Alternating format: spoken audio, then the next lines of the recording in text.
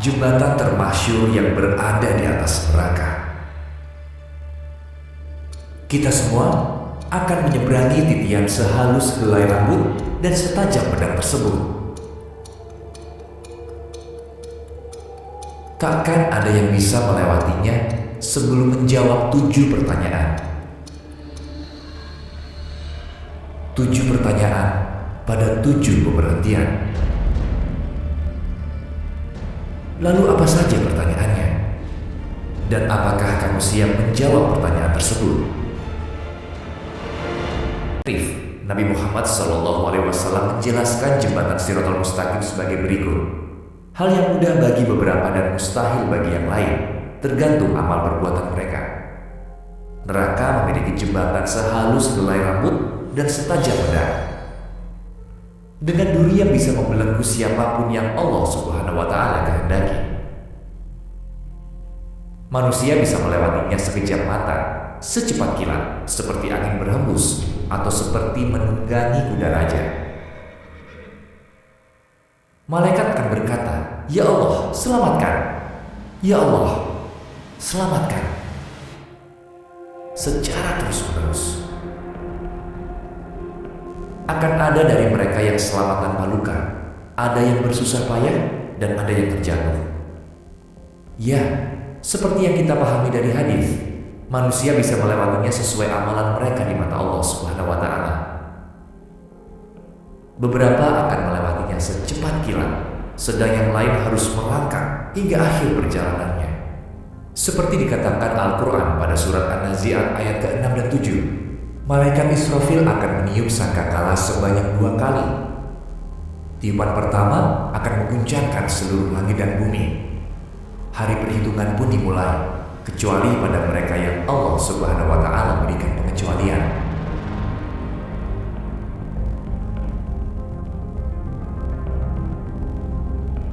Tiupan kedua akan membangkitkan yang mati dan dikumpulkan di padang mahsyar.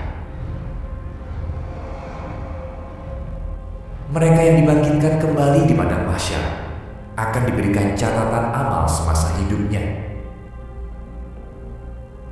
Dikatakan dalam Al-Quran bahwa saat kamu diberikan catatan itu di tangan kananmu, pertanda akan masuk surga.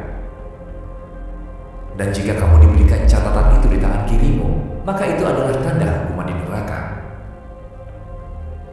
Saat di dunia, malaikat Raqib dan Atid mencatat segala amal perbuatan manusia. Semua amal baik dan dosa yang kita lakukan akan dihadapkan di depan kita. Disebutkan pada ayat ke-49 surat Al-Kahfi. Dan diletakkanlah kitab catatan amal. Lalu engkau akan melihat orang yang berdosa merasa ketakutan terhadap apa yang tertulis di dalamnya. Dan mereka berkata, "Betapa celaka kami! Kitab apakah ini?" Tidak ada yang tertinggal, yang kecil dan yang besar, melainkan tercatat semuanya. Dan mereka dapati semua apa yang telah mereka kerjakan tertulis. Dan Tuhanmu tidak menzolimi seorang jua pun. Ya, kitab ini akan dihadapkan di padang mahsyar. Begitu kita mendapatkan catatan amal, pertanda kita berada di ujung jalan. Tapi ada satu perhentian terakhir sebelum ketujuan akhir kita. Ini adalah perhentian sehalus helai rambut dan setajam pedang. Ini adalah perhentian yang harus dilewati semua orang tanpa kecuali. Perhentian ini adalah jembatan Shiratal Mustaqim. Dan tidak ada seorang pun di antara kamu yang tidak mendatanginya, neraka. Hal itu bagi Tuhanmu adalah ketentuan yang sudah ditetapkan. Surat Maryam ayat 71. Menurut hadis, Shiratal Mustaqim adalah jalan lurus di atas neraka. Semua manusia akan melewatinya. Orang beriman akan melewatinya dengan cepat atau lambat, tergantung amal mereka. Adapun orang kafir dan pendosa, mereka akan tersandung dan jatuh ke neraka.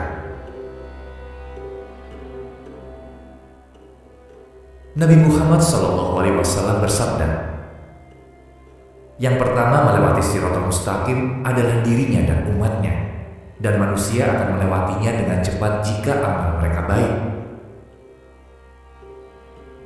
Apa yang akan ditanyakan saat kamu lewati jembatan ini? Setiap orang akan ditanyai atas amal baik mereka dan dosa-dosa yang dilakukan di dunia. Seperti yang dikatakan di awal, takkan ada yang bisa melewatinya sebelum menjawab 7 pertanyaan. 7 pertanyaan pada 7 perhentian.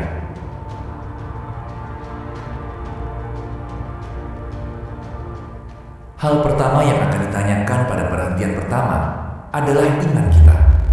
Kita akan dengan mudah melewati tahapan pertama jika iman kita kuat. Tapi manusia yang tidak beriman akan jatuh ke dalam neraka di tahapan ini.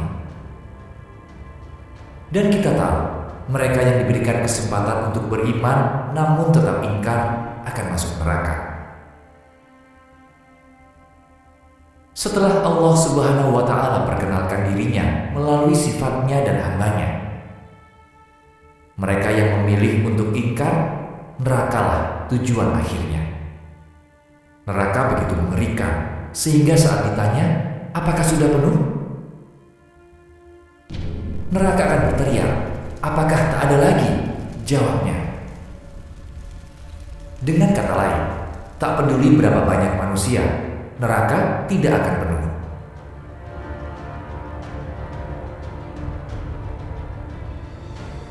Tapi jangan takut. Jika kamu salah satu dari yang beriman dan melakukan amal baik, kamu mungkin terbebas dari tekanan di padang mahsyar dalam sekejap. Sama seperti Nabi Ibrahim alaihissalam yang diselamatkan dari api. Kamu masih memiliki kesempatan jika kamu beriman, walau tak banyak melakukan amal baik untuk menyelamatkanmu.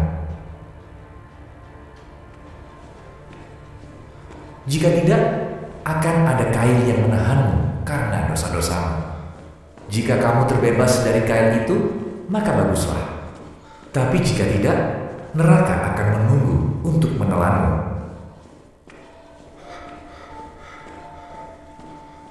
Seperti yang ada di ayat ke-72 surat Maryam. Kemudian kami akan menyelamatkan orang-orang yang bertakwa dan membiarkan orang-orang yang zalim di dalam neraka dalam keadaan berlutut.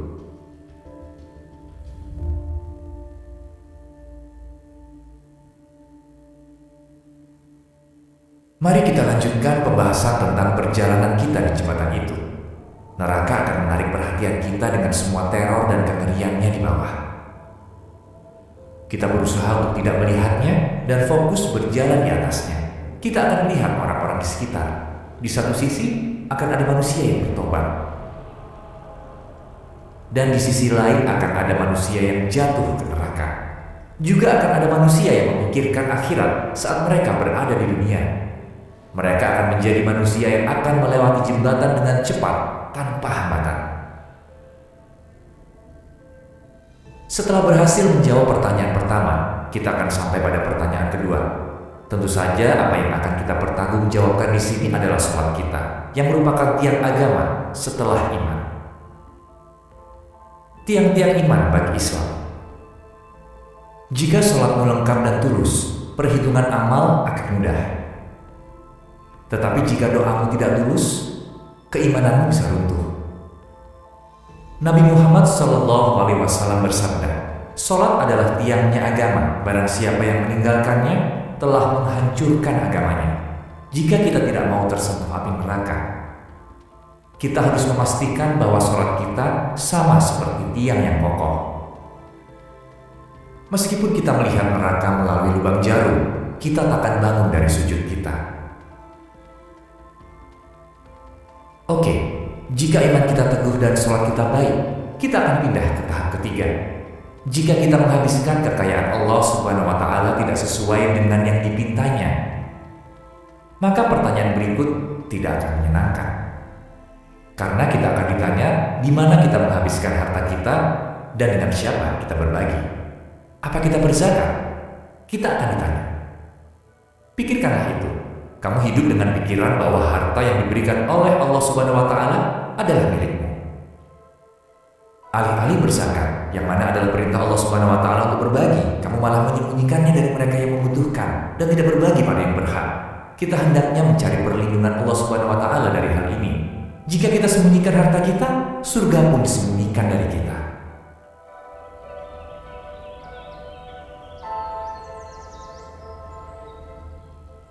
Jika kita mendapatkan dan menghabiskan harta kita sesuai dengan perintah Allah Subhanahu wa taala, kita akan ditanya tentang puasa di perhentian keempat, yang mana sudah ditentukan untuk kita serta untuk orang-orang sebelum kita. Jika kita tak mau bilang andai saja di tahapan ini, kita harus menembus puasa kita yang tidak kita lakukan dengan segala macam alasan. Setelah itu kita akan berada di perhentian kelima. Di perhentian ini kita akan ditanyai tentang ibadah haji. Jika kamu menunda ibadah haji karena faktor keuangan, kamu harus melakukannya setelah keuanganmu stabil. Jika kita beralasan dan lalai meskipun secara keuangan cukup stabil untuk melakukannya, akibatnya akan mengerikan. Pada perhentian keenam, kita akan sampai pada subjek yang menjadi perhatian semua orang, melindungi hak-hak orang lain dan menjaga kerabat kita.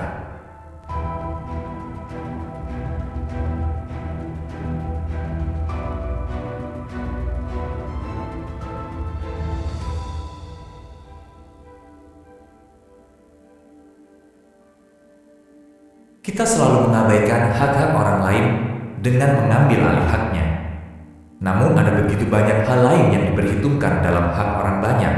Terkadang kita melakukannya tanpa sengaja, terkadang sengaja dengan perasaan bahwa tidak akan terjadi apa-apa. Misalnya kita menyebarkan fitnah tentang seseorang tanpa berpikir apakah itu benar. Kita dengan mudah menjadi bagian dari fitnah. Konsep keluarga dan kerabat penting dalam agama kita.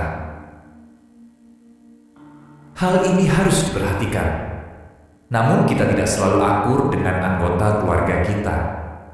Kita bahkan tidak menyukai perilaku mereka. Tapi bukan berarti kita harus memutuskan hubungan dengan mereka. Mari kita lihat kembali sahabat-sahabat dari Nabi kita.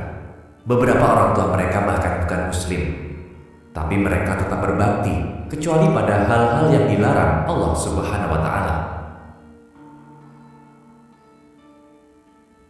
Setelah melewati semuanya, kita akan ditanyai tentang kebersihan atau mandi wajib. Jika kita melewati 6 pertanyaan sebelumnya, atas rahmat Allah, kita berada di antara mereka yang mengutamakan kebersihan. Jika kita kesulitan dengan kebersihan, maka tak mungkin kita bisa mengatasi pertanyaan-pertanyaan sebelumnya.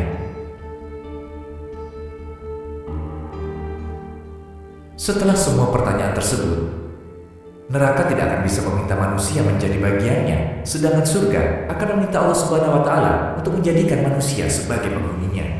Nabi Muhammad SAW bersabda dalam hadis Al-Syarif, banyak manusia tak akan sadar mereka melewati Shiratal Mustaqim dan bertanya kepada malaikat, di mana Shiratal Mustaqim dan di mana neraka? Apakah kita melewatinya? Malaikat akan menjawab, kamu melewati Shiratal Mustaqim di atas neraka. Namun api neraka surut dan ditutupi karena cahayamu. Jami'us Saghir. Dikatakan juga bahwa api neraka akan berkata pada yang beriman, wahai manusia beriman, pergilah dengan cepat. Cahayamu mengurangi apiku. Insya Allah kita akan dianugerahi surga. Surga adalah tempat yang sangat indah untuk dikunjungi di akhir perjalanan. Tak ada yang pernah melihat, mendengar, bermimpi atau membayangkan surga. Tak sulit untuk menjalani hidup di jalannya. Kita juga perlu mengambil langkah baik untuk melawan racun yang memabukkan di akhir zaman. Ingatlah bahwa semua yang kami bagikan denganmu adalah benar dan akan terjadi. Apakah setimpal untuk menghancurkan akhirat kita demi kehidupan sementara di dunia? Oke, mana yang lebih kamu inginkan? Jembatan di dunia yang sesaat? Atau jembatan yang mengarah pada keabadian?